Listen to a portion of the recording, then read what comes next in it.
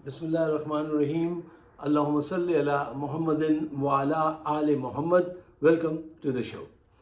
साहिबों, हमारा चैनल आप ज़रूर सब्सक्राइब कीजिए। उसकी वजह यह है कि इलेक्शन के दिन करीब आ रहे हैं और हमें ज़्यादा से ज़्यादा कम्युनिकेशन करना चाहिए, इसलिए कि पाकिस्तान में ताकतवर हलकों ने मीडिया जो है उसको ख़रीद लिया है और वो कोई सही खबर देते नहीं हैं। अच्छा, हमारे प्रोग्राम का जो मकसद है वो ये है कि हम पाकिस्तान की खातिर, हमारा अपना तो कोई इंटरेस्ट नहीं है ना, पाकिस्तान से वेस्टेड इंटरेस्ट तो कुछ नहीं है। हम पाकिस्तान के बेहतर मुस्तकबिल के लिए, उसकी बेहतर माशी सूरत हाल के लिए, उसके जो मज़लूम अवाम हैं उनके हक़ में हक़ और सच की बात आपके सामने रखते हैं। इसलिए यही मकसद है इस प्रोग्राम का। तो मैं कहता हूँ कि आप इसको ज़रूर सब्सक्राइब करें। हमें ये पता है कि हमारे प्रोग्राम करने से आज कोई चेंज नहीं आ जाएगी, चेंज ज़रूर आएगी इंशाल्लाह, ये ईमान है, लेकिन बहुत बाद में आएगी। हम और आप नहीं होंगे, हम में से बहुत सारे नहीं होंगे, मुझे यकीन है हम नहीं होंगे, लेकिन वो तो होंगे जो उस वक्त होंगे और उनके साथ तो इंसाफ हो, उन्हें तो कुछ चैन और सुकून मिले। देखिए, आप दरख्त से दरख्त पे नहीं पहुंचते, बीज से, सीड से दरख्त पे पहुंचते हैं, ये फ़िलासफ़ी है ना। तो हमारा काम इस वक्त बीज बोना है और फल उनका नसीब है कि वो खाएंगे। तो ज़रूर सब्सक्राइब कीजिए, और न सिर्फ सब्सक्राइब कीजिए, इसको अपने दोस्तों के साथ शेयर कीजिए। और जो चीज़ हम डिस्कस करते हैं अगर आपकी समझ में आती है तो उसको डिस्कशन का हिस्सा बनाइए, ताकि बात आगे बढ़े, ज़्यादा से ज़्यादा कम्युनिकेशन हो। अच्छा साहब, अब आइए, एक ख़बर सुबह सुबह मिली। अच्छा, हमारे दोस्त यार इतनी जल्दी ख़बरें ऐसे फैला देते हैं कि वो एकदम आदमी एक्साइटेड हो जाए कि इमरान खान जल्दी बाहर आने वाले हैं और रिहाई हो गई। ऐसी बातें नहीं करनी चाहिए। देखिए, उनकी 7 मुकदमात में से मुकदमात की ज़मानत मंजूर हुई है। ये वो 7 मुकदमात थे कि जिनकी ज़मानत के लिए तो अप्लाई किया हुआ था, लेकिन वो उस वक़्त एकदम अचानक जेल भेज दिए गए, तो फिर वो वहाँ पे हाजिर नहीं हो सके। अभी कितनी अंधी अदालतें हैं, ज़रा इन अदालतों का ज़रा रुझान इनका देखिए कि ये जानते बूझते कि जो शख्स इस वक्त जेल में है वो कैसे अदालत आएगा, कैसे मुमकिन है। तो वो जो 7 केसेस थे उनमें उनको ज़मानत मिल गई है, लेकिन अभी भी वो नैब का एक किस्सा बाकी है और 180 मुकदमात बाकी हैं। जब जी चाहेगा, जैसे जी चाहेगा, उनको दोबारा धर लेंगे। तो ये एकदम से खुशी नहीं फैला देनी चाहिए कि सब लोग ये समझने लगे कि भाई लीजिए अब खान साहब वापस आ गए और लड्डू खाना शुरू कर दें। नहीं, ऐसे जल्दी मत कीजिए। मैं हमेशा ये कहता हूँ, खुशी ज़रूर मनानी चाहिए, लेकिन ज़रा देखभाल के, ज़रा कंट्रोल करके। अच्छा, दूसरी एक अहम बात अलीमा ख़ान ने आज आके बताई और उन्होंने कही कि एक तो ये चाहती हैं कि उनके भाई को इलेक्शन लड़ने दिया जाए, इमरान खान को। कितनी बदनसीबी है। देखिए क्या क्या जुल्म सितम किए। एक एक चीज़ लिखी जाएगी किताब के अंदर कि ये कुछ हुआ था। अच्छा, उनको इलेक्शन लड़ने की इजाज़त दी जाए। वो इलेक्शन लड़ेगा तो उसके सामने जो भी होगा वो उसको ऐसा नॉकआउट करेंगे कि हिस्ट्री बनेगी। तो शर्मिंदगी से बचने के लिए उनको इलेक्शन नहीं लड़ने दिया जा रहा। अच्छा, 9 मई के वाक़यात पर इमरान खान के दिल में बहुत बड़े बड़े राज हैं। इन आर्मी से मुतालिक लोगों के, जर्नलों से मुतालिक बहुत बड़े बड़े किस्से हैं। वो इसलिए ज़बान नहीं खोलता कि फिर उससे पाकिस्तान की इंटरनेशनल लेवल पे कोई नुकसान ना हो जाए, बदनामी ना हो जाए। अब एक पोटली वो खोलने लगे। उन्होंने कहा है कि जनाब ये 9 मई के जो वाक़यात की जो सीसी फुटेज है वो सामने लाई जाए। अब वो प्रोएक्टिव होने जा रहे हैं। अच्छा, सियासत में होना ही प्रोएक्टिव चाहिए, वरना आप जब तक डिफेंसिव रहेंगे आप पिटते रहेंगे। देखिए, अब आपको सच बोल ही देना चाहिए। जब ये आपको इतना रगड़ा दे रहे हैं ना, तो अब फिर आपको भी चाहिए कि अब आप भी किसी बात की परवाह ना करें, क्योंकि उस फुटेज के अंदर आपको सब नज़र आ जाएगा कि पहले कौन घुसा, कहाँ पे किसने क्या क्या किया, वो चेहरे कौन हैं और वो लोग किस इदारे से वाबस्ता हैं, किस तंजीम से वाबस्ता हैं। ये चीज़ सामने आने दीजिए। अब आपकी जान पे बनाइए, अब आप भी सारे पत्ते खेलिए। अच्छा साहब, हमारी सियासत पर जजेस और जर्नलों का साया है। एक ऐसा मनूस साया है। वो मुनीर नियाज़ी साहब कहते थे कि اس ملک پر آسیب کا سایہ ہے یا کیا ہے؟ منیر اس ملک پر آسیب کا سایہ ہے یا کیا ہے کہ حرکت تیز تر ہے اور سفر آہستہ آہستہ؟ کوئی منیر صاحب کو بتاتا کہ منیر صاحب اس ملک پر آسیب کا نہیں، جرنیلوں اور ججز کا سایہ ہے، اور انہوں نے اس قوم کی اینٹ سے اینٹ بجا دی ہے۔ دیکھیے، حقیقت یہ ہے کہ یہ ججز اور جرنیل جو ہوتے ہیں، جب یہ اس مقام پہ پہنچ جاتے ہیں کہ سپریم کورٹ کے یا آرمی کے چیف بن گئے، تو ان کی نظر جو ہوتی ہے وہ اپنی ریٹائرمنٹ پر ہوتی ہے، اس فنڈ پر ہوتی ہے، اور یہ کوشش ہوتی ہے کہ بس اب ریٹائر ہو کے جلدی سے یورپ چلے جائیں اور وہاں جا کے میکسویل کی گرم گرم کافی پئیں ٹھنڈے موسم میں، اور اب وہاں پہ عیش کریں۔ اچھا دیکھیے، آپ ایک بات ہسٹری میں ذرا جا کے دیکھیے گا کہ امریکہ میں ہم نے دیکھا سول رائٹ موومنٹس ہوں یا کسی بھی دنیا میں کوئی بھی لبرٹی کی، آزادی کی کوئی بھی وہ ہو، اس میں ججز بہت اہم کردار ادا کرتے ہیں۔ یہاں پہ بھی ججز نے بہت اہم کردار ادا کیا تھا۔ جب تک ججز اہم کردار ادا نہیں کریں گے، آپ کے وہاں تبدیلی نہیں آئے گی۔ ہمارے ججز تو ایسا لگتا ہے انڈے دے رہے ہیں کہ وہ اپنے مقصد کا شعور ہی کھو بیٹھے ہیں کہ وہ عہدہ ان سے کیا چاہتا ہے، کس لیے رب العالمین نے ان کو یہاں تک آنے دیا ہے، اب ان کا کیا فرض بنتا ہے، یہ اس قوم کو کیا او کرتے ہیں۔ نہیں، اس پہ نظر نہیں ہوتی۔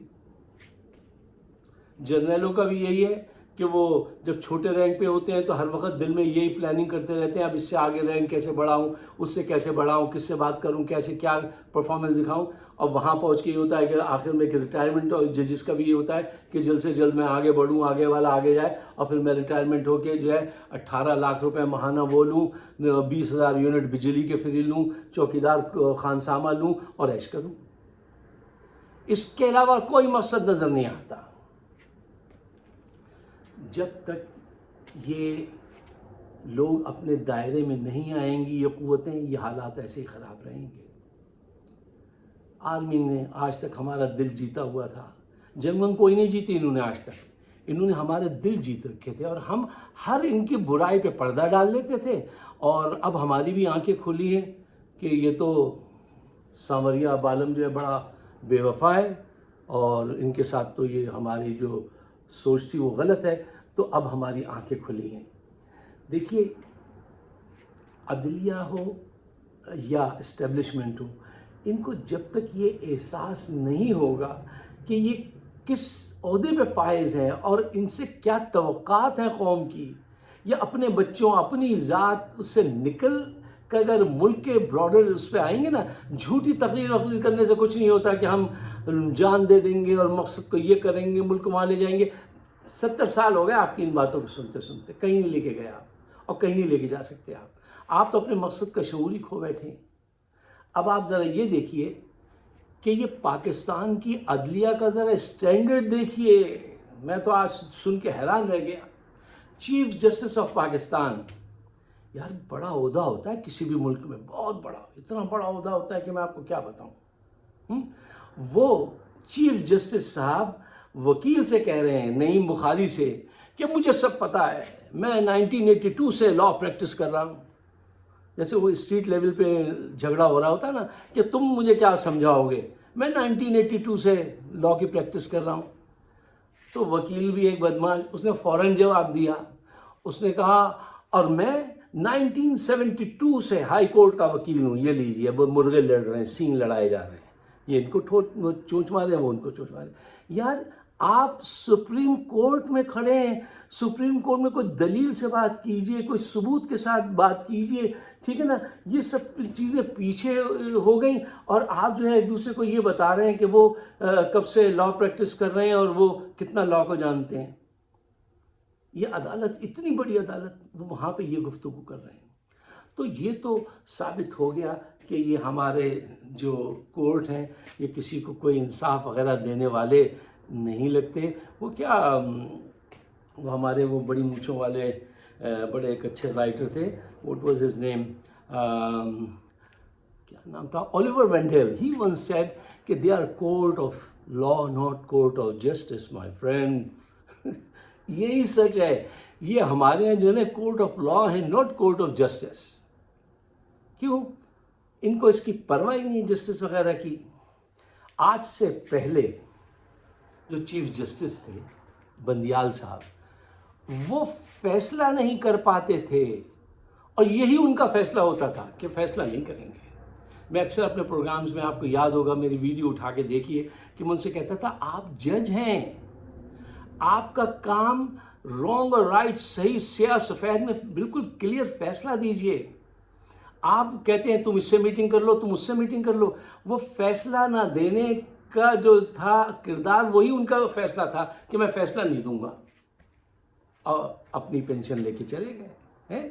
اب یہ صاحب جو آئے, یہ ملزم کو گلٹی پروو ہونے سے پہلے ہی کہہ دیتے ہیں کہ یہ مجرم ہے.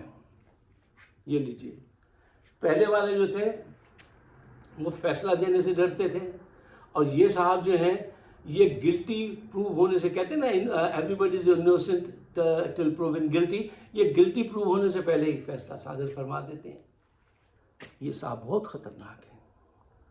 یہ غصے کے ساتھ فیصلہ سنتے ہیں. آپ ان کی وہ لائیو ٹرانسمیشن آج کل آتی ہے, ذرا دیکھ لیجئے, ان کے چہرے کو غور سے دیکھیے. یہ غصے اور اکتاہٹ کے ساتھ کیس سنتے ہیں, غیر ضروری بولتے ہیں, فوج کے پریشر میں رہتے ہیں. یہ صحیح فیصلہ کیسے کر سکتے ہیں؟ ان کو پروٹیکٹ کرنا ہے اپنے آپ کو, اپنی پراپرٹیز کو لندن میں, تو یہ کیسے آپ ان سے توقع رکھتے ہیں کہ یہ عمران خان کے پی ٹی آئی کے حق میں کاٹے ہی بوئیں گے, اور دن اور رات بو رہے ہیں. مطلب کتنا بڑا کنفیوژن ہے کہ کس کو صحیح سمجھیں, کس کو غلط جانیں. یہ اس عہدے پہ پہنچ گئے. ان کے پیچھے بھی وہی آلو والی سچویشن ہے, آلو آگے سے اچھا پیچھے سے سڑا ہوا ہے, کیا فیصلہ کریں. اچھا, آخر میں ان کی بات ضرور رکھ لیجئے. سامنے شوکت صدیقی صاحب کے ہمارے, دیکھیے وہ ایک بالکل ہی پیور پکے سچے جج شوکت صدیقی صاحب, بالکل سچا آدمی, کھرا آدمی. انہوں نے اپنی ایک اسپیچ میں یہ بات بتا دی تھی کہ ان کے کام میں مداخلت کر رہے ہیں ادارے, ایجنسیز. بس اس کے بعد سے ایجنسیز جو ہیں وہ ان کے پیچھے پڑ گئے. اب ان کا آج کل مقدمہ چل رہا ہے. تو انہوں نے کہا کہ یہ 2 دفعہ فیض صاحب مجھ سے ملنے آئے, فیض حمید صاحب, اور میرے پاس اس کے ثبوت بھی ہیں, اگر آپ مانگیں گے تو میں دے دوں گا. اچھا, ان کے ساتھ کیا انصاف کیا یار, جو عدلیہ ایک اپنے جج کے ساتھ انصاف کا فیصلہ نہ کر سکے, وہ پاکستان کے بہتر مستقبل کی ضمانت بن سکتے ہیں؟ نہیں, کبھی نہیں. ان سب کو بدلنا ہوگا. دیکھیے, ان کے خلاف مہم چلائی گئی کہ یہ کرپٹ ہیں. شوکت صدیقی وہ بالکل کرپٹ آدمی نہیں ہے. ان کے خلاف یہ مہم چلائی گئی اور میڈیا پہ اس کی تشہیر کی گئی. پھر سپریم جوڈیشل کونسل جو ان کی بنی ہوئی ہے ججز کی, اس میں ان کا کیس گیا. اور ذرا یہ اندھا پن دیکھیے. اب جو بات میں آپ سے کہنے جا رہا ہوں, اس سپریم جوڈیشل کونسل نے تحقیق کرائے بغیر کہہ دیا کہ ان کو برطرف کر دیں. بہت خوب, بہت خوب. اور وہ کہتا رہ گیا شوکت صدیقی کہ میں جو الزامات لگا رہا ہوں ان کی آپ تحقیق کرا لیجئے, اگر میں جھوٹا ہوں تو مجھے سزا دے دیجئے, ورنہ جو لوگ غلط ہیں ان کو سزا دیجئے گا, چاہے وہ آن ڈیوٹی ہوں یا نہ ہو. اس کی تحقیق کرائے بغیر. اب آ کے عدالت میں اتنے سالوں کے بعد ابھی کیس ایڈمٹ کیا جا رہا ہے. ہاں صاحب, وہ تو اٹارنی جنرل سے پوچھا, چیف جسٹس سے, آپ نے تحقیقات کرائی تھیں؟ کہیں گے نہیں صاحب, تحقیقات تو نہیں کرائی تھیں. بہت خوب, بہت خوب. یہ عدلیہ ہے. میں کہہ رہا ہوں نا, یہ اپنے مقصد کا شعور کھو بیٹھے ہیں, ان کو نہیں پتا کیا کرنا ہے. بس وہاں سے پریشر جیسے ہی پڑا, ٹھیک ہے صاحب یہی فیصلہ ہوگا. تو جہاں یہ صورتحال ہو, وہاں پہ حق اور سچ کہنا کتنا مشکل بنا دیا ہے. اب تھوڑے تھوڑے سے دروازے کھل رہے ہیں لوگوں کے, تھوڑے تھوڑے سے, اور یہ will take long time. It's a long journey my friend. اس میں ہمارا آپ کا کیا کردار ہونا چاہیے؟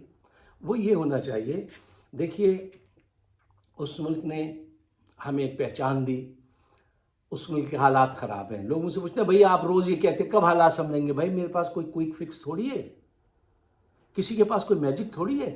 قومیں ایسے ہی حالات سے گزرتی ہیں پھر عظیم قومیں بنتی ہیں.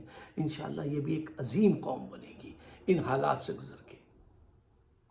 اور اس میں ہمارا آپ کا کردار یہ ہے کہ ہم سچائی کے ساتھ دیانتداری کے ساتھ بات کو سامنے رکھ دیں اور آپ فیصلہ کریں کہ کیا صحیح ہے کیا غلط ہے. اسی لیے میں کہتا ہوں ہمارا ساتھ دیجئے. اور آج کل جو لوگ بھی پاکستان کے حق میں بات کر رہے ہیں, جو بھی پولیٹیکل کومنٹیٹر جو ہیں جو بات کر رہے ہیں, ان کو بھی زیادہ سے زیادہ سبسکرائب کیجئے تاکہ کمیونیکیشن بڑھے. ہمارا شو ہوتا ہے فائق صدیقی شو آن یوٹیوب, اس پہ آپ ضرور تشریف لائیے اور بات چیت کیجئے. آپ سب کا بہت بہت شکریہ. مجھے اپنے خیالات سے ضرور نوازیے گا. خدا حافظ.